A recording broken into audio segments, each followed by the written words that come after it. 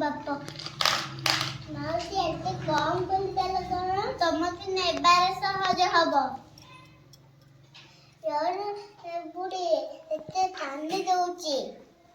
ହଉ ବାପା ମୋ ପଇସା ଦିଅ। ଆରେ ବାପା କେତେ କମ ପଇସା ଦେଲ ତମକୁ ଗରିବ ଆଡେ ସହଜ ହବ ତ ସେଥିପାଇଁ ଦେଲି। ନାଇଁ ରେ ବାପା ଆଉ କେବେ କାହାକୁ ଠକିବି ଦିନେ ଆହୁରି